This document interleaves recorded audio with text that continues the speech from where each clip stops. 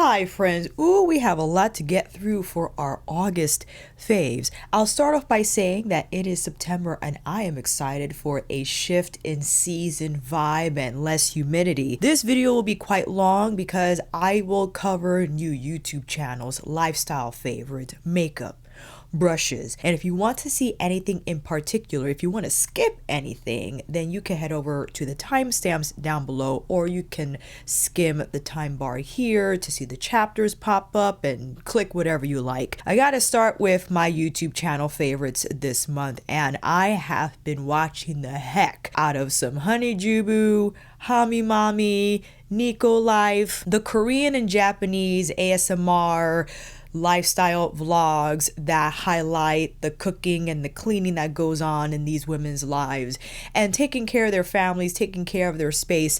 And I understand initially when you watch these videos, first of all, if you are like me, in just enchanted, but more so you can get distracted from the fact that these homes are beautiful. They have all the newfangled devices and the gadgets, you know, the $300 Bermuda toaster oven that I'm salivating over, the huge LG fridge, the washer and dryer, and all these different cookwares and housewares, the beautiful furniture. Yes, we can get into that and start to feel bad about our own space, how it's not as big, how it doesn't look like this, we don't have that. What that did for me is just place another lens on cooking and cleaning and seeing it not so much as these burdensome tasks that you do every day, which they can feel boring, they can feel this again. Especially Honeyjubu, watching a lot of her videos has just taught me to care for the space you work in, to respect it, that it is nice to cook in a clean space. It is nice to bathe in a clean space. And I think that is something that for myself has been elevated, has been amplified, and just highlighted overall. I look forward to cleaning my bathroom.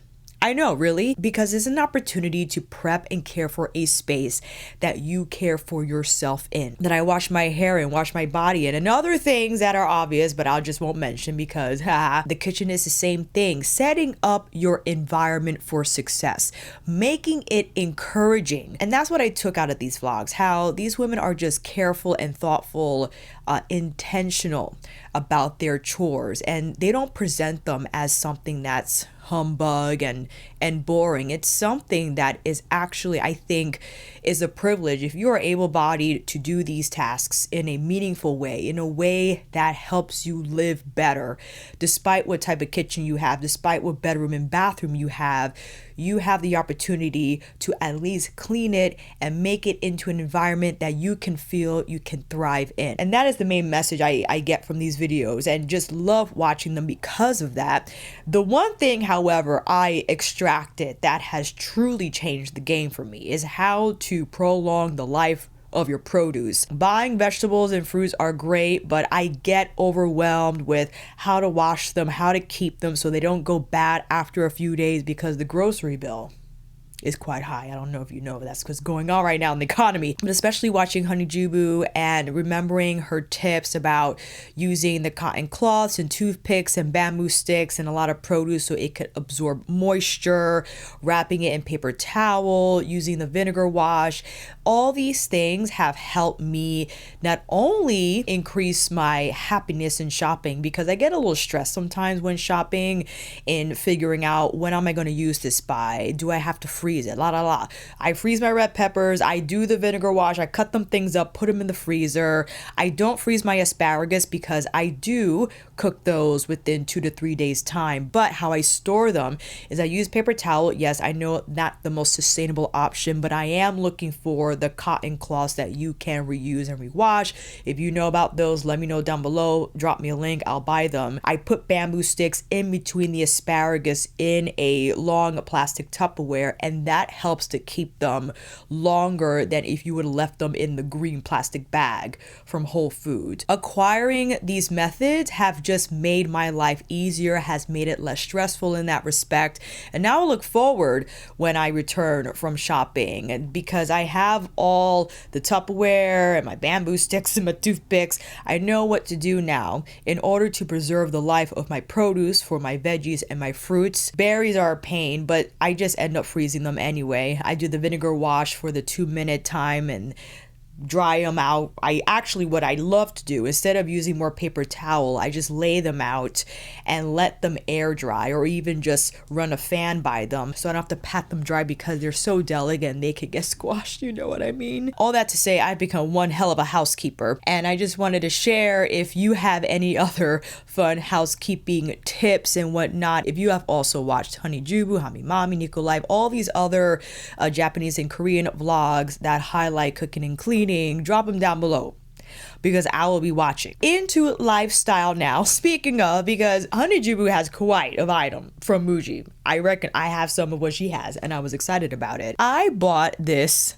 oscillating fan from Muji, and you see it here modeling at Maddie's house. And if it's your first time watching me, Maddie is a little Westie that I babysit, so that's what Maddie house means, if you were wondering. The reason I got this fan, well, for 2 reasons: because I love fans. I think it is important, especially when it is warm, to get the air circulating. Number 2, I love the feature of it having a tab on the center where you can put essential oil on, and the fan will just lightly diffuse that scent into the space. That was the most appealing part about it, and why I spent $80 and a little tinge to find out it eventually went on sale. But it's fine. It's fine. I could have saved, I don't know, $10 or something, but $10 is $10, you know? And I think it does make a difference in having not only this light breeze, and as you saw in the video, the head of the fan has several functions.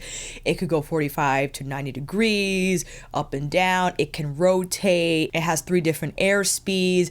It's phenomenal. Aesthetically, it's just gorgeous. It's this matte off-white ivory shade, and it's low profile. It's insanely quiet, especially on the first level of airflow. You could barely hear it, and then to have that soft scent being blown into your space is just a win-win. So I absolutely adore my little fan, especially when I need the air to get circulating in here and I have to turn off the AC for audio issues, although you probably have heard it in the background in a few of my videos because sometimes it's just so hot in here that I can't help myself. But with the fan going on and the different essential oil scents I have on the tab, also from Muji, I bought Clear, Welcome Home, Good Night, Japanese cypress. I love woodsy anything, but when it's citrusy, in my opinion, that's what I pick up scent wise. It's woodsy but citrusy at the same time. My goodness, Japanese cypress, it is a delightful scent.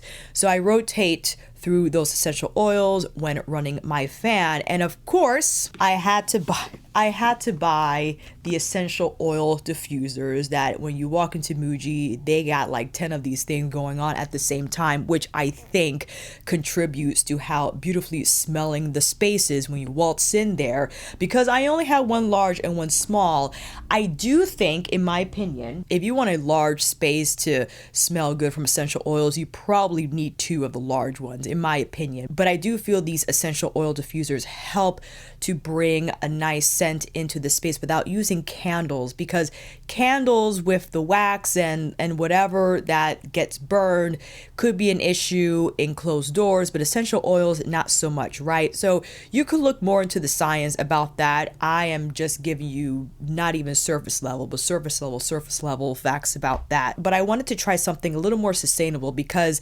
I'm only buying Sir Trudon candles, and each candle, depending on what type it is, could run me like $120. All right, so I wanted to invest in these oil diffusers, which are on the expensive side. I did end up buying the big one on sale. It got knocked down to $100. Yes, you heard that correctly. The smaller one I think was around $75. I'm not entirely sure, but The big one has 2 light features and I think 4 different time intervals. The small one has 1 light feature and 4 different time intervals. And I think they're great. I think it's a fantastic way to get your space smelling good if you don't want to use candles. And I like especially the essential oil scents that I bought from Muji. They don't disturb my allergies, and who knows how I will feel during the spring. Of course, when we get there, I will report back. But I have been enjoying these items immensely. They definitely have elevated my space, and I love running this, especially when the sun starts to go down around 7:30 now, because season's changing. I could light this up, and that serves as another light source that's dim and soft in my space and just contributes to the overall atmosphere that I try to create when winding down before bed. And I got Japanese cypress blowing into my bedroom. Not a bad setup if you ask me. And lastly, I know you're like, are you still talking about lifestyle? What's wrong with you? I had posted on Instagram that I was on a quest in trying to locate a mini countertop rack, a drying rack, and I couldn't find it anywhere because of course I saw it on Honeyjubu's channel, and then I tried to buy it, but it was linked to a Korean site that I likened to Amazon. No matter what I did, even translating what I read in English, they would not accept my US phone number to purchase the rack. So I had to choose something else. What I did is rely on the image search feature on Google, uploaded that photo of the mini rack, and then I found a few things. The mini rack I did found on a site was sold out. Yes, I was crushed, but I happened to encounter this online Japanese retail store called Wabi Sabi, and I found this. I found a mini rack. And yes, it's not exactly the one, look at me with my, this is real life modeling we're going on here. I didn't find the exact one Honeyjubu had on her channel. I actually like this one a lot because of the slant, and you probably have already seen my photos go up beside me. But what's appealing about it is the fact that it's all steel and it just folds away easily. And if you want to reassemble it, you just kind of hook it on like so, and there you go. And this is what I use on my kitchen counter to dry my dish towel, my gloves. As you see, I have the Muji hooks that I hang on here also with sponges and whatnot that I need to air dry. I could put it by the windowsill as you saw in the photo. So I am just obsessed. I'm obsessed with small drying racks. I think they're so helpful because air drying is an important step in just ensuring that you keep that mold and bacteria at bay. Okay, you know what I'm saying? I'm trying to use less paper towel and use more cotton. And yes, I know microfiber isn't great either, but I use it to clean because it's just easier. Okay, don't kill me about the microplastics. I try not to wash those often so they don't go in the water. But funny, when I wanted to search for the mini rack again, this popped up, and I'm like, how come you didn't pop up before when I bought this guy? And because it was shipped from Japan, my goodness, the cost of the shipping, I swallowed it because I really wanted these freaking racks, okay? But then I saw this on Amazon. I'm like, you did not pop up when I searched for you, but it's fine. And then I saw Hami Mami's, and also Honeyjubu had this as well. It was like a medium size rack. It wasn't your standard large one. It was on the smaller side, but I found this on Amazon Japan. Had a whirlwind of a time trying to figure out how to pay these people, but I did figure it out eventually. That was funny. And I bought 2 of those. I just love the size. I'm obsessed. I love these small wire racks because we don't got these in the US, man. All of our racks are like huge and clunky. I know they have to be like that for a reason, especially if you have to hang dry a lot of items like I do because of my athleisure wear. That synthetic material, not great in the dryer. Also, my microfiber towels and whatever else that's synthetic, I air dry, and it's a lot that I have to air dry, which calls for a larger rack. But sometimes on a daily basis, I just need to hang dry things here and there. I don't want to pull out my huge rack every day or have it out because I don't have the space to accommodate that size. To have something this small, however, works out just fine. So I bought 2 of the slanted models. I got one here, one at Bays. 2 of the minis, the newer one that I showed, one for here, one for bays, and then 2 of the medium-sized ones. All of my budget is going to drawing racks. But I can't tell you how happy they make me. My goodness, they just give me peace of mind, okay? They give me peace of mind to know that whatever I'm drying on them, they can dry, and I don't have to worry about hanging them on door frames or handles, like door handles, because door handles got a lot going on in terms of the bacteria load, whatever the thing is. I just want my drying rack, okay? Okay, now that we've gotten lifestyle out of the way, we gotta go into brushes first. This was a huge brush month, and where do I begin? Well, I wanted to begin with Isom Cosmetics, and I don't know, well, probably not. I am working on a dedicated video on their new brush relaunch. They were kind enough to send me, I believe, 6 new brushes in PR, and I'll just float some footage here in the background while I speak. You probably have noticed the new color handle is more of like a charcoal, and the redesigned T47, the brush that was included in my brush collab that I did with Isom years ago, is now a slanted design. The concealer brush that looks like the BK Beauty and Angie Hot and Flatchy collab, a mini version of that brush, a goat hair cheek brush, and a goat hair cheek brush that's quite unusual in terms of design. But of course, I'll get more into the details for each brush when we get into that main video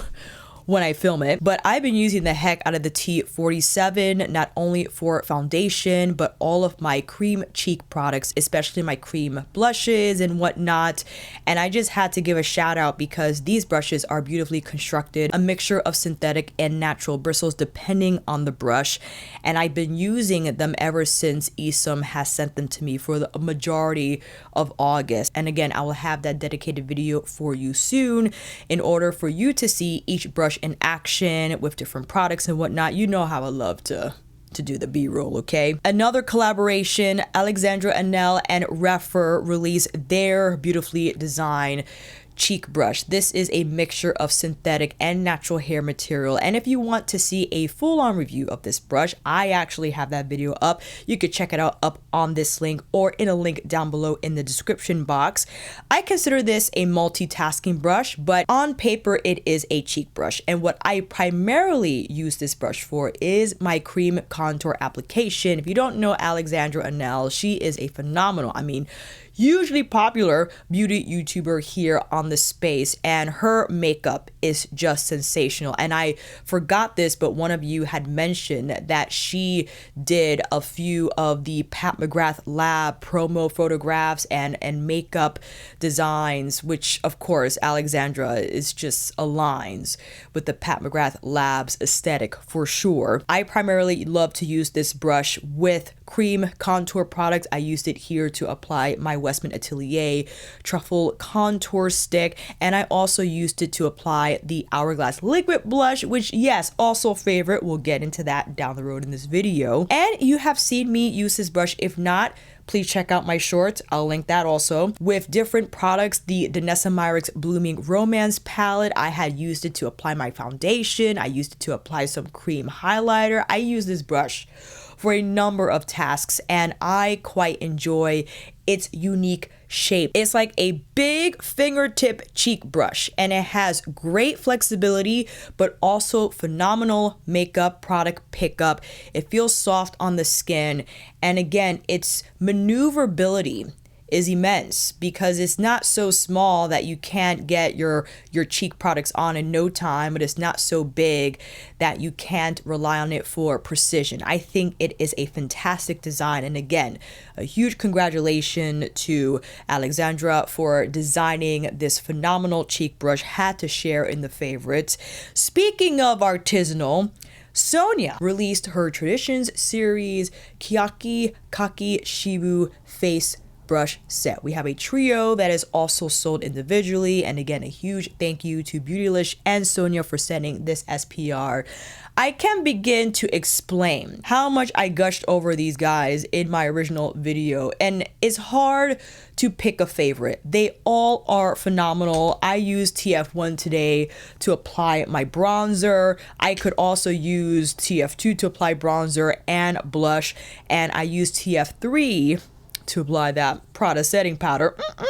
Everything from the Kakishibu dyed bristles to the Keyaki wood, just a sight to behold. And again, the softness and the plushness of these brushes and how beautifully they not only apply but blend makeup has just made my routine in August seamless and ethereal. It has been a phenomenal experience, and I look forward to using the TF1 especially because it's such a huge fluffy brush, but the way it just places my bronzer in the exact area of my face without giving me bronzer beard is exceptional. And I have to end this brush portion of the video with no other than Bobo Do's contribution. Again, thank you, Bobo, for the gift. All of her brushes are favorites, and you could check out that video as well. But I had to highlight the blue fox hair brushes that I couldn't fully comprehend my love for them in that actual video because it finally came to me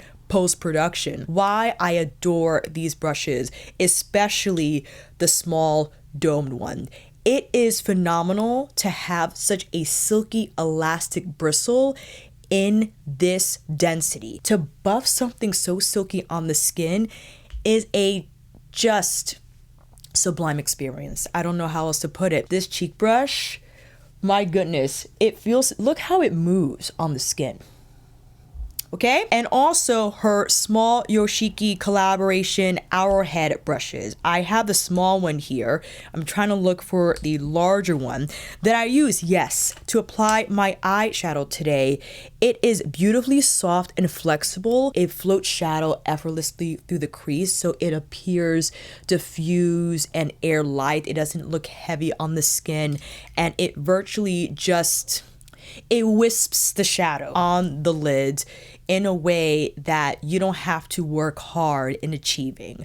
I adore those brushes. I adore, again, each and every one that she sent, but those, especially the blue fox hair brushes, my goodness. And you saw the design of the handle, this silver charcoal gradient into the black and the etched dragon detailing on the handle. It's too much to handle. Sorry, I didn't do that on purpose. Let's go into this makeup. Let me look over my notes because I might be missing some things because I think we covered all of my main brush highlights for August, but we gotta go into this makeup, man. There were a lot of makeup favorites, some that I'm ashamed of, and you probably know what that is. And at this time, I am planning to have my Addiction Tokyo haul video up that I visited their pop-up counter at Bloomingdale's, New York, over at the flagship location on Lexington Avenue. But before we get there, I had a little bit of a splurge moment at Sephora a few weeks back when I picked up the YSL Bronzer and Hourglass Liquid Blush. This is in the shade Vision. It's what I have on today. It's the more rosy shade. And for the YSL Bronzer, I picked up number 4, Warm Sandalwood. This bronzer, I was not ready for the texture, for the finish, for the color. I applied this over the Westman Atelier, okay? It does not look muddy. It appears just, I got the tan, a little bit of structure going on, just enough color. If I wanted to build it up, I could.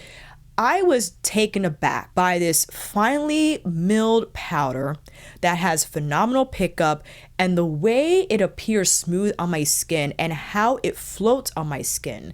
It doesn't catch on to any dry spots or too wet spots. It just looks seamless and even. I can't explain it. It is a phenomenal product, and the compact itself is absolutely beautiful. And yes, I do have one of their quads on my radar. I am building my Sephora basket for the next sale coming up. I'm building it now, so when the sale actually hits, I don't get into impulsive mode and just start buying everything. I'm trying to make intentional decisions now because you know how it is. You put things in a basket, you think about it, you wait on it, and you start to edit. Okay, that is the stage that we're in. I do want to try one of their eye quads. I think the rose one is calling my name because the compact, like the bronze one, except brown, it's like the black faux leather on the front with the YSL logo. The Hourglass, this is insanely rude. How beautifully performing this product is.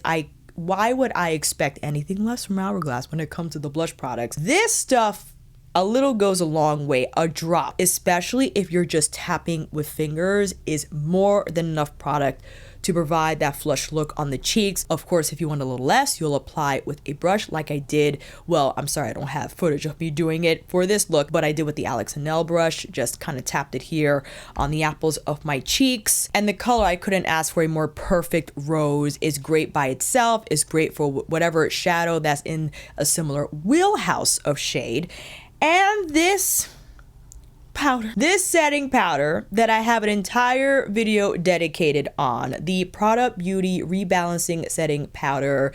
It's a mint green, designed to, again, rebalance redness, uneven tone, and provide that brightening quality to your complexion. My goodness, it's unlike any setting powder that I have or I have tried, because although a powder, it has just a beautifully creamy texture to it that feels like a powder on contact, but it doesn't appear like a powder. It almost feels like a velvet pomade. It is phenomenal, and the way it sets my concealer, but it doesn't distort my undertone despite the mint green shade. It just softens and blurs without looking powdery. It is exceptional, and many of you had validated my choice in buying this powder in that you shared how you also absolutely love not only the Prada powder, but Prada makeup in general is phenomenal. I adore the line, and I saw the sneak peeks for a holiday.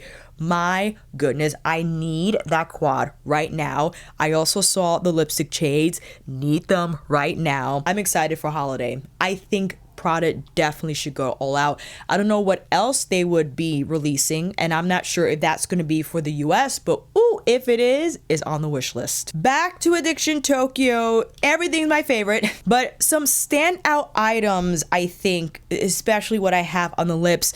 The Extreme Shine lipstick in soft brown, or excuse me, 017, not a girl. I've been wearing the heck out of this lipstick. I just appreciate how effortless it is in giving that sophisticated vibe to my face without me actually having to wear blush or eyeshadow. What I've been doing is just slapping on a brow and putting this on and calling it a day. The color is absolutely perfect. The wear time, not as long as you would probably get from a matte or even a satin. Because of the glossy nature of this lipstick, inevitably, I believe it's just simply not going to last as long. But the trade-off is that I don't mind reapplying because it feels just sublime to apply over and over again. And how silky it is, how easy it is to apply. I don't mind, going over my lips a few times throughout the day. It's a pleasure to use.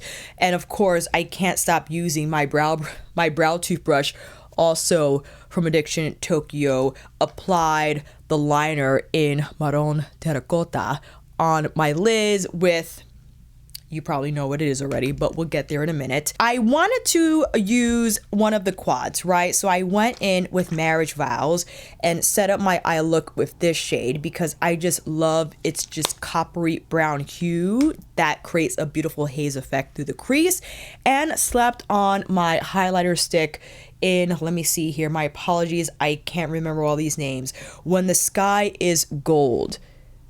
Okay. But of course, if you want to see each and every product that I purchase from the counter in action, make sure you check out that video because that will have timestamps as well. Out of breath. So if you wanted to see something specific, you could just click the time and not have to hear me yap for the entire video. And of course, the newly released eyeshadow midi palette from Natasha Denona. I Need a Warm. Out of all, let me see. I think the trifecta of I Need a Nude Golden and now I Need a Warm generally have been well received.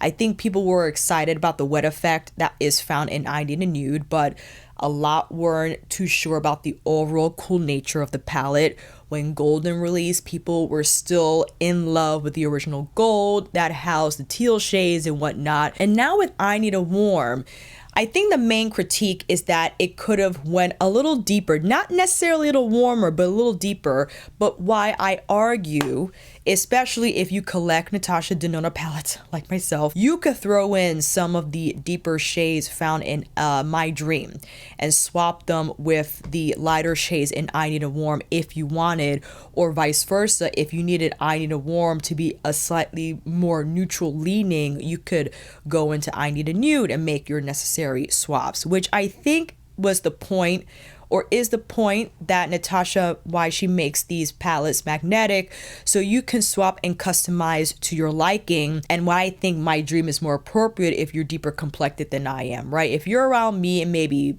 a few shades deeper than me, you could probably get away with I Need a Warm solo. But if not, you probably have to dip in to My Dream to get a little bit of intensity, if not found here what you're looking for. In general, however, these shades are my shades. The corals and these peachy tones, which, you know, despite the fact that it's called I Need a Warm, let me try to cover this, because the warmest shades, Luffy's gonna join in the mix here, is Phenomena, Ripe, and Fervor, right? If you take those out, I Need a Warm is pretty neutral. I'm trying to get a handle on here. So if I were to cover this, you see how neutral, even those 9, it doesn't read as I Need a Warm as it does when you add in these shades back, right? So it really all depends on your preference. In general, however, because that's what I slapped on the eyes for this video, I think this palette is fantastic. I love it. I mean, what can I say? I love Natasha Denona shadows. I think she has been consistent for a bit, and while I understand it might not be as groundbreaking, I'm just using that word in Natasha Denona context, because I understand that indie brands have released far more colorful palettes and just break the boundaries, right, in terms of textures and whatnot. Since we already got Yucca, we got Xenon, we got Trio Chrome, we got Circo Loco, I think she is in her neutral era, where, again, with I Need a Nude, with the re-released Golden, and now I Need a Warm, I truly believe the next release is I Need a Rose. Just based off her branding, she has an I Need a Rose mini. I think she did an I Need a Rose lipstick series with the lip liner and the lipstick, where there are 3 sets in all. It will be interesting to see how she does I Need a Rose when she has retro, because you could argue retro is on the rosy side with the inclusion of all those of burgundies and whatnot, but maybe it will be a lot lighter. Maybe it wouldn't be as grungy as retro, something entirely different. But ooh, would those two just go phenomenally together? I predict is going to be I Need a Rose next in terms of what she has prepared. Now for Mother, listen, if she were to release finally a limited edition Mothership palette only housing Astral Blitz triple number VR shades, that will redeem the subpar products the brand has released thus far. For me, because we have been waiting for an all special shade Mothership from Mother for quite a while. And if they needed to get rid of the residuals from the poor supply chain issue challenges they had to face, and they're back in their original Italian lab producing our beloved special shades, okay, that we once received in 2019 in quad form, in the original big pans, in the original black lacquer packaging, but again, smaller quad form. If we could get that in a Mothership with all the special shades for holiday, and I know that's wishful thinking because she usually does the cardboard and the cheaper packaging because it's such a limited release, and I don't think the brand will spend as much money for the cardboard as they would for a limited Mothership. But just don't make as many and leave it to the consumer to figure out who gets one, you know, like Hunger Games style. Either that or another subpar Mothership. I don't know if we'll see something like a Subliminal or Subversive again she has been on this neutral train for the motherships, and I think exhausted her options with Divine Rose 2 is beautiful, but again, is the roses. Utopian Dream, Moonlit Seduction, Sunlit Seduction. I don't know how many more iterations of those shades we can possibly take. How the brand can recycle again for another mothership. I hope it is a limited release with different shades in the special formulas. Let's make it happen. My goodness, if I'm forgetting anything, I apologize in advance, but I think I covered all the bases. August was a fantastic month. It was a great month because I am grateful for the PR that I received and just have adored using for the entirety of August. I enjoyed my makeup splurges. It's great when you spend money on makeup and it hits all the marks. It checks off all the boxes.